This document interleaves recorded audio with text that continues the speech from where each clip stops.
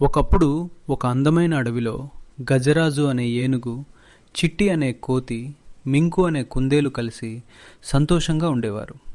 వాళ్ళంతా మంచి స్నేహితులు. ఒకరోజు అడవిలో భయంకరమైన గాలివాన వచ్చింది. పెద్ద పెద్ద చెట్లు కూలిపోయాయి. చిన్న జంతువుల గూళ్ళు నాశనమయ్యాయి. అందరూ భయంతో వణికిపోయారు.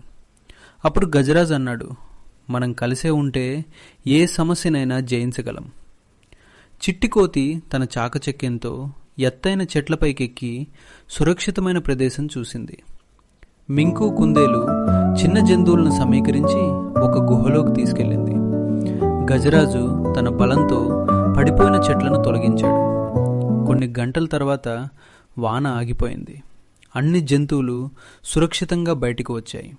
అందరూ గజరాజు, చిట్టి, మింకును అభినందించారు. ఆ రోజు నుంచి అడవిలో ఒక నిబంధన పెట్టుకున్నారు. ఒక్కరికి కష్టం వస్తే అందరం కలిసి సహాయం చేయాలి. నీతి: ఐక్యతే బలం. స్నేహం ఉంటే ఏ కష్టమూ పెద్దది కాదు.